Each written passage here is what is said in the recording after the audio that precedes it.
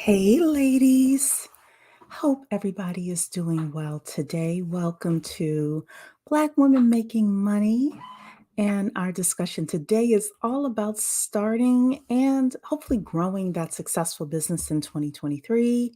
As you all are coming in, don't forget to give me a thumbs up, like the video, please, and share the stream. Tonight's session should be action packed, should be a lot of fun. Um, I am going to say some unorthodox things in here. This session will not be about how to set up an LLC, how to open up a bank account, or anything like that. What I'm going to do is give you the real deal Holyfield with regards to how to actually start a business. I have been in business part-time since 2001 timeframe. I got into business because a friend of mine at work gave me a copy of, no, she told me to read Rich Dad Poor Dad. That was what happened. And Rich Dad Poor Dad is obviously by Robert Kiyosaki. This was when he was first coming out and getting really big. And I read it and it changed my life. Before I read that book, I thought I wanted to be CFO of a big Fortune 500 company. And then when I read that book, all of a sudden I'm like, no, I don't think so. I think instead I am going to go the entrepreneurial route. And then in 2009, I left my final corporate job and joined my mother full time in her bookkeeping business. We grew that to a mid six-figure business, very successful for a bookkeeper because most bookkeepers make about $40,000, $50,000, $60,000 a year in business. So we did very, very well. And then I started my business plan writing business, which was six figures for many years. A couple of years I dipped. 1 year I dipped just because I was tired of doing it. And now I am working with a company. I just started the job 2 weeks ago, and I am actually building out a division of a successful real estate company. So I'm super excited about that. But tonight is actually all about you. Definitely give me a thumbs up. Tell me what kinds of businesses you all have as well. So that way I am able to cater the information to you and what kind of businesses you all have. All right. So again, today's session is all about how to start a successful business in 2023. I already told you why you should listen to me, all of the business experience I've had and things like that. One of the biggest things that I didn't tell you is just that from writing business plans and doing bookkeeping for so many years and talking to clients and strategizing with them on both their accounting side and their business plan writing side, helping them to raise capital, helping companies raise millions of dollars each. One of the things I've become good at is spotting winners. And winners are not just great ideas, they're also great visionaries, great team leaders, great teams as well. So a lot of people don't tell you that. They make it sound like, oh, if you just got a great idea, it's going to work. You're going to be rich. That's not the case. It's not the case at all. So let's talk about the unofficial list of why businesses fail. This is Cherie's Business School here. Everybody, again, like the video, thumbs up as you all are coming in. So I have here 8 reasons why businesses fail. The first is that it is a bad idea. Nobody wants to pay you for that service. So I'll give you a couple of crazy examples. Let's say that you are selling a typewriter, you're selling an iPod, you're selling something old that nobody really wants. Nobody uses that technology anymore. Nobody is willing to pay you for a horse and buggy, right? It could be something that's too new as well. Even though ChatGPT is all the craze, which next week, so many of you have responded that you want the ChatGPT. We're going to have that next week. But that system overall, sometimes things are too new in order to be successful as well. So you want the sweet spot of a product or service that people are willing to pay you for and are willing to pay you for now.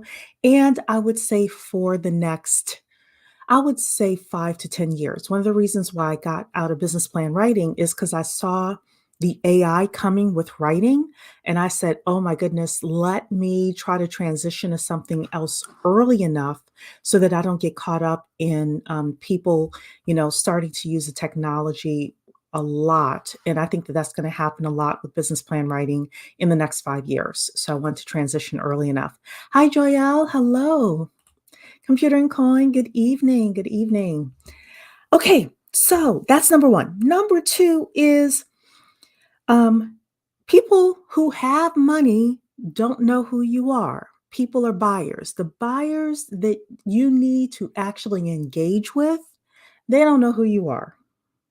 They don't have a clue who you are. They don't know you can provide that service for them, that product or service for them. You braid hair, for example, but you don't promote it on social media. I know a woman who is a wig concierge. She's like a wig coach. She helps people with their wigs, but she doesn't really put it out there a lot. Well, guess what? Your business is going to fail if you're not promoting yourself and not marketing yourself enough and not marketing yourself to the right people. There are some people out there, some of us, especially as Black women, we want to help other Black women, which is a noble thing, but we want to help other Black women with products and services that they may not be able to afford. And I use that very loosely, or that they may not,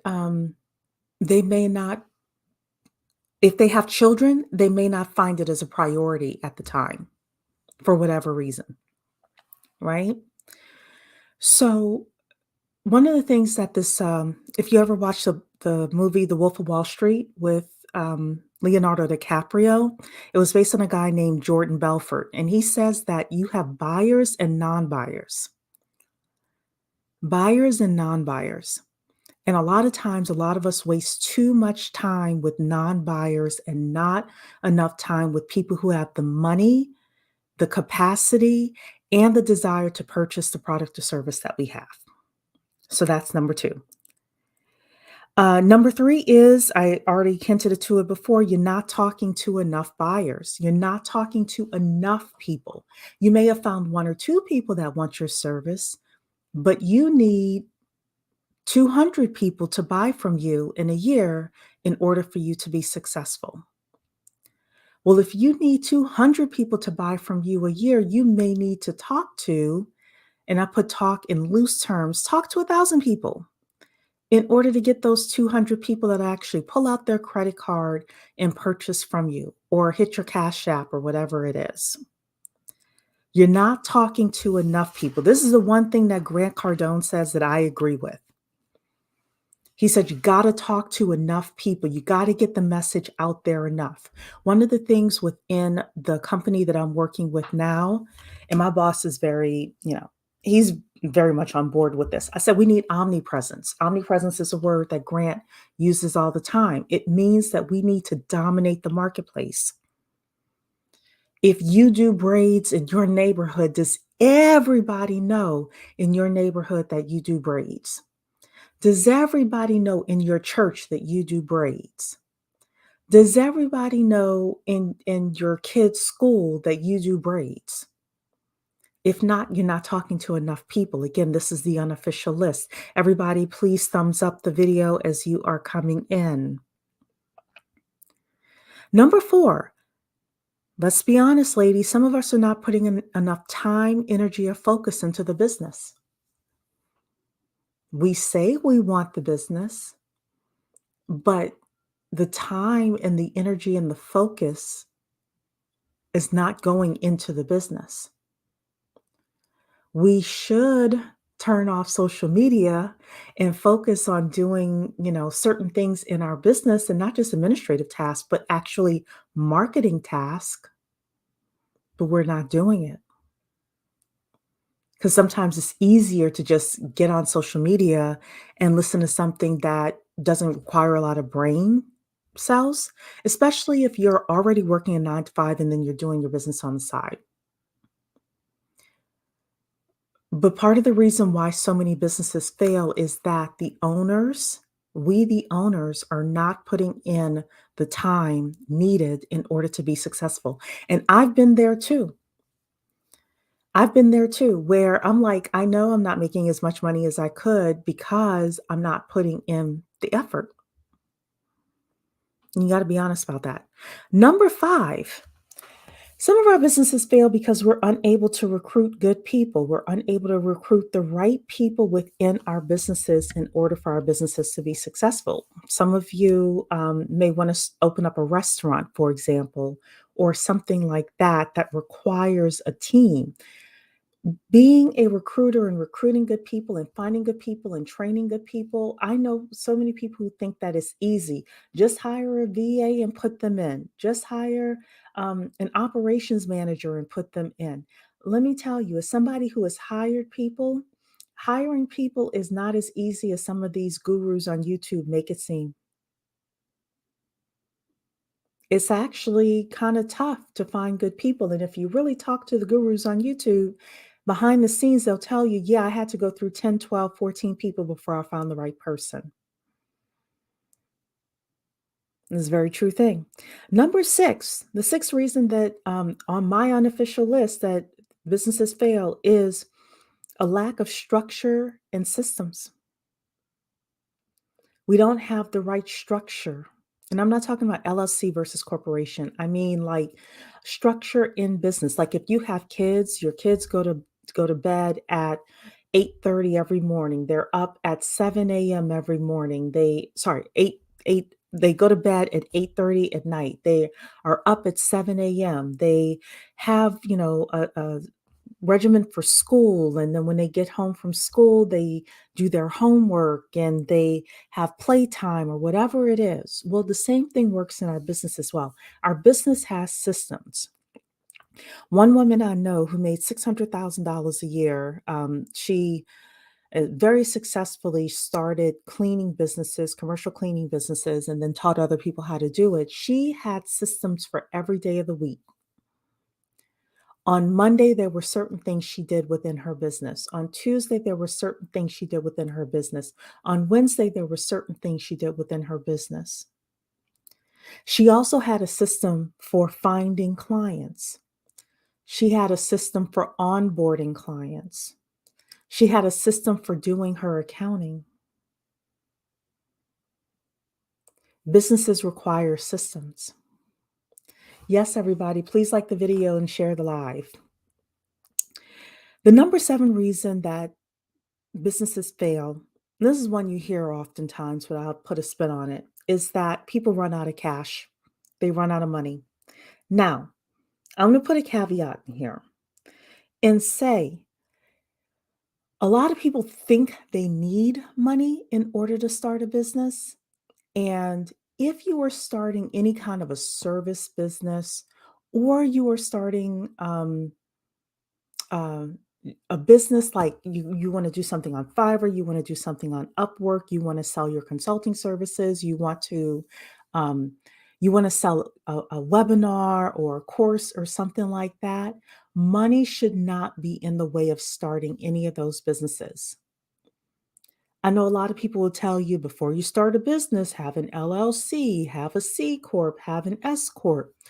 The only reason, and again, check with your attorney, check with your accountant, but in Cherie's business school, the only reason that you need in the very beginning an LLC is if you are running a business that requires a lot of money to get started, like a restaurant or something where you need a lot of inventory, or you have a lot of liability if you're starting a daycare or if you're babysitting kids or something like that, and liability could you could be liable for something. Other than that, when my mother started her bookkeeping business, guess what? She didn't have an LLC the first. She just went out there and she started, excuse me, went out there and started making money. A lot of people will use that as a reason. So if you are running out of cash, it is should only be because, you if you sorry, take a step back. If you have started, if you are not starting a business because of money, it should only be because you need to buy a bunch of inventory, which these days a lot of things are print on demand, or you are starting like a restaurant or something like that. Other than that, get started. Okay, so the lie everyone tells you about business is what I just said. The lie everyone tells you about business is it takes money to make money. And that's not true. It takes creativity to make money. Using social media, using your iPhone. People make millions of dollars a year using their iPhone. You can too. Using your computer. It doesn't take a lot of money to make money, especially with all the tools and systems that we have today. Excuse me, everybody. So let's kind of get into some of the meat and potatoes of today's topic. So, when I used to write business plans and I used to do this presentation all the time, this happened to be one of my favorite topics to talk about. It's something that my lawyer taught me. It's the fact that there are two types of business models that are out there. There's the lifestyle business, and then there's the scalable business.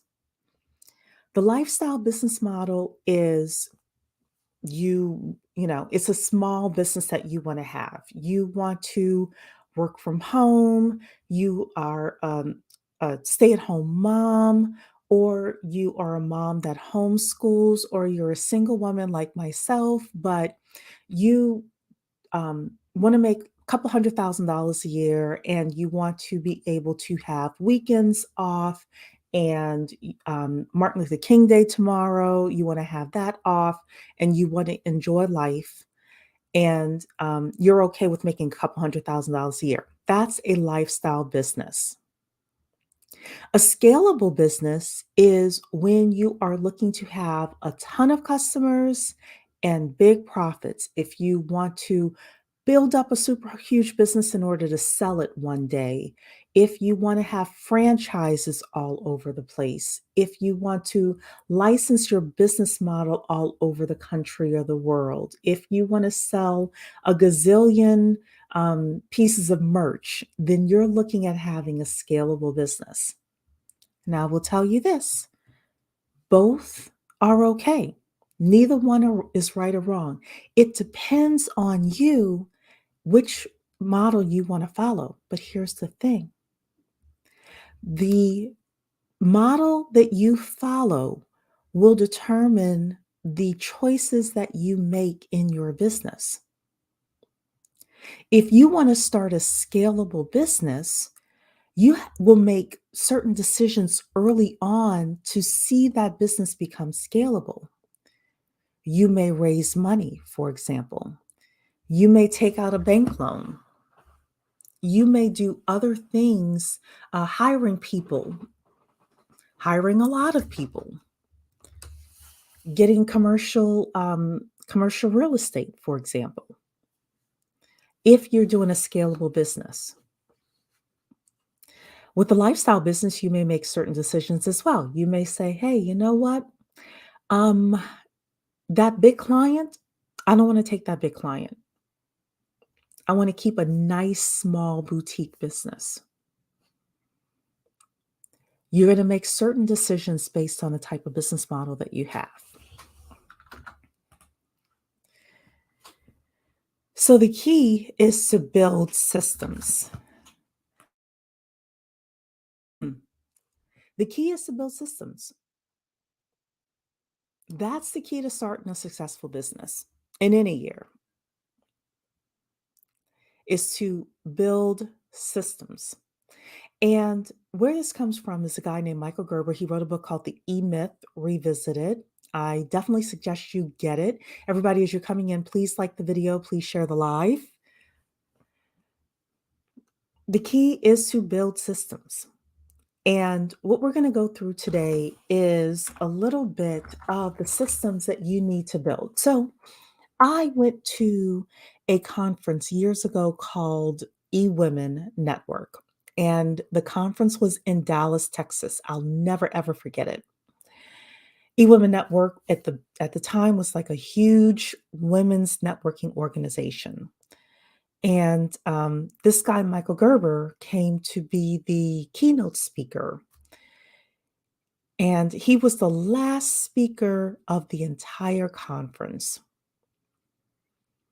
And he gets on stage and he's talking about being an entrepreneur and why so many entrepreneurs have trouble. They can't get out of what he calls a technician phase, which means we're doing all the work, instead of being an entrepreneur where we are overseeing the systems in a business. And he says, there are 3 systems you need to focus on as you are growing your business: the lead generation system, the lead conversion system, and the client fulfillment system. Lead generation, how we get people to come to us. Lead conversion, how we turn those prospects into buyers. And client fulfillment, how we actually provide the product or service. And I thought, wow, that was all I needed from that conference. However many years ago I heard that, it stuck with me. That these are the 3 systems you need to focus on. A lot of people want to overcomplicate business. Business, for most of us, should not be overcomplicated. We need a system to bring in leads. We need a system to convert those leads into sales. And we need a system to provide the clients whatever we promise them. But here's the other thing that he said. He said that most people focus on lead generation first. He said that is wrong. You want to focus on client fulfillment first. You want to get the system for client fulfillment together first. Then you want to focus on lead conversion and optimize the lead conversion. And then finally, the last thing you want to do is get your system together for lead generation. Doesn't mean you don't have a system for lead generation in the beginning, but perfecting it and optimizing it is the third thing that you do. Why do we do it like this? Well, if you bring in 1,000 leads today into your business, into your new business, and you don't have your system of fulfilling those products or services for that client, then people are going to give you bad reviews. They're going to say, don't go to Cherie Inc. And you don't want to have that. Things become viral online. But if you focus first on getting in a few leads and actually doing a good job fulfilling the client, like for me, business plans, I did a good job writing those business plans. Then I got really good at writing business plans and getting my systems together for that. Then the second thing I focus on is, okay, of the leads that are coming in, can I convert more of them? Instead of converting 10% of those leads, can I convert 20% of those leads? And then the last thing is lead generation. How are people finding me? How are people engaging me, etc.? So again, client fulfillment system is how do you deliver services? How do you deliver services? So one of the things you want to think about is, okay, how do I think about the customer journey? How does the customer actually, if the customer says, okay, here's my money, I decide I want to work with you. Great. What are you going to do first? What are you going to do second? What are you going to do third? One of the other things as you're starting your businesses is you don't have to have everything in place, but I do suggest you have 80% of your systems for fulfilling those client services in place. Why do I suggest that? As Black women, as Black people, we're often not given a second chance. This is true. So if I come to you and I say, hey, I want you to consult with me on XYZ, and you don't have a clear system of how we're going to work together. You don't have a clear contract. You don't have a clear way of how we're going to work together. You don't have um, an introductory questionnaire. You don't have the other things that's needed in order for me to feel comfortable with you delivering my services. I'm probably never going to use you again, and I'm probably never going to suggest other people use you either. So you want to have 80% of your systems set up, and then you want to go. So once you have your client fulfillment system set up, then you want to focus on your lead conversion. So with your lead conversion, it's all about how will people know that they should hire you? That is what conversion is. You're converting them from being a prospect to being a client.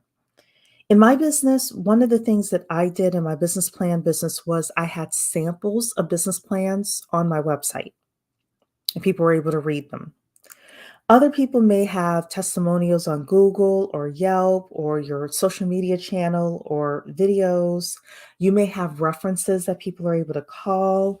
You may have just a string of videos that people can go to your YouTube page and just see you've been talking about this for 2 years and you are an expert in, whatever you are consulting on.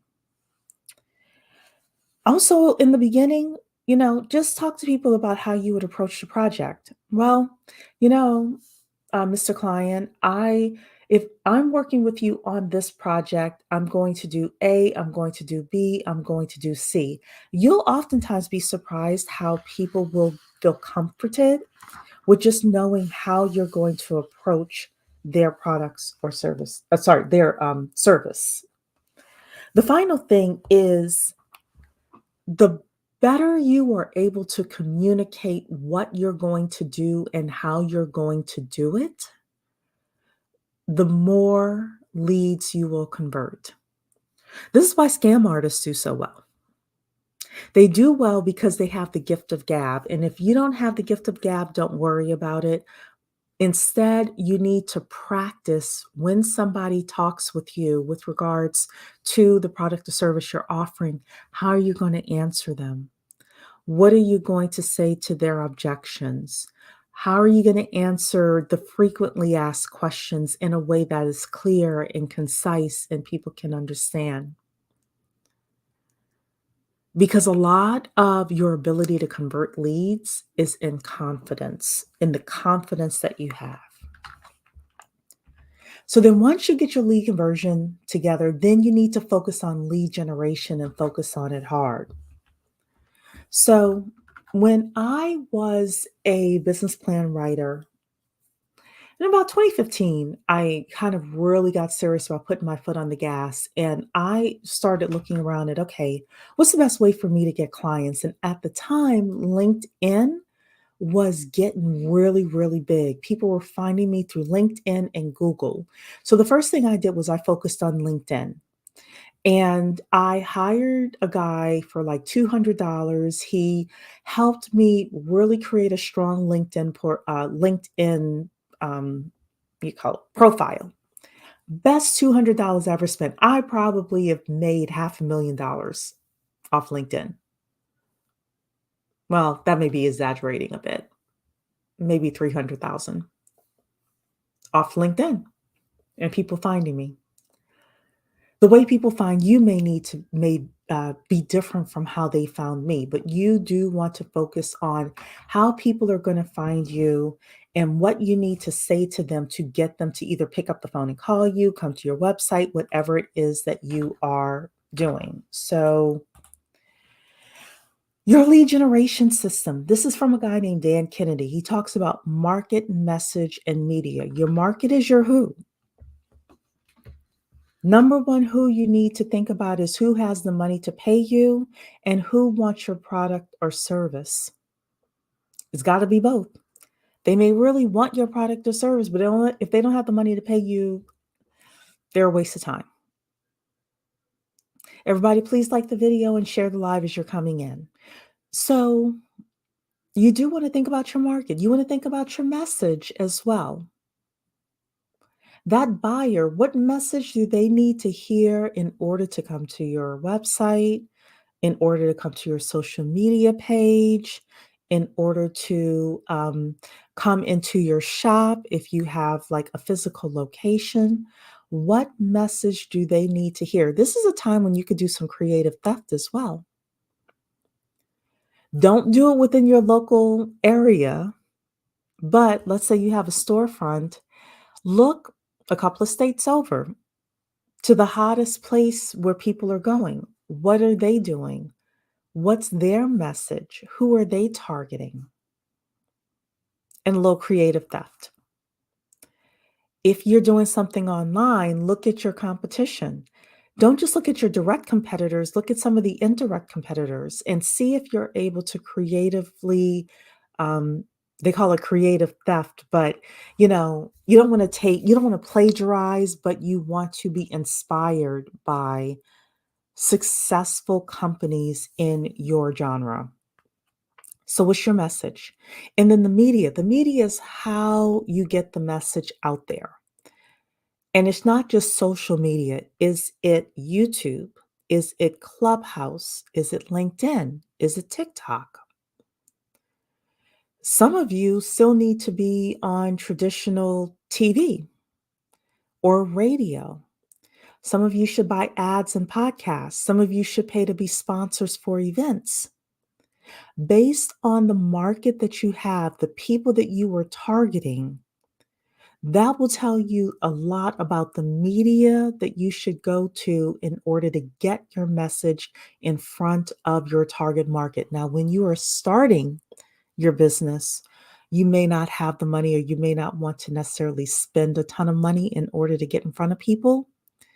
But the worst thing that you can be as you are growing your business is cheap when it comes to lead generation. For every dollar that you spend, if you're able on average to make $30 to $40 to $50, why not spend the dollar? There are stats actually that prove for an email marketing list, for every dollar that you spend in email marketing, you get 47 back.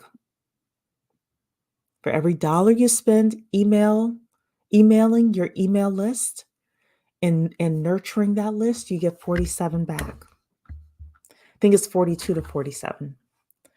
So that's something to think about. But this market, message, and media, this is a three-legged stool. If you're missing any of these legs, you're going to fall off.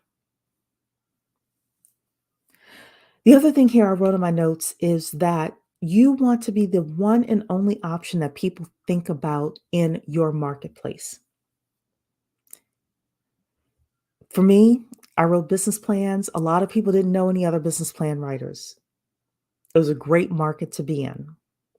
I know a woman, she specializes in helping um, real estate developers get HUD grants for multifamily affordable dwelling complexes. She's the only person I know in the world with that specialty. She's got like 40 years of experience with that. You want to be that it girl for whatever it is that you are helping people with.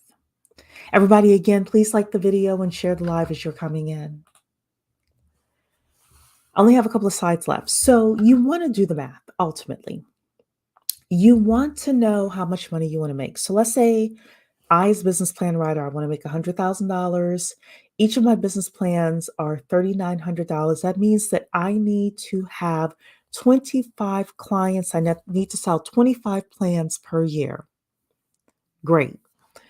My close rate was really 27%. So I know for every 100 people I speak with, I'll close 27 of those individuals. That means I needed to speak to 92 people, 92 leads in order to reach my goals. You need to do the math as well. And then you need to figure out, okay, how do I get to those 92 people to call me?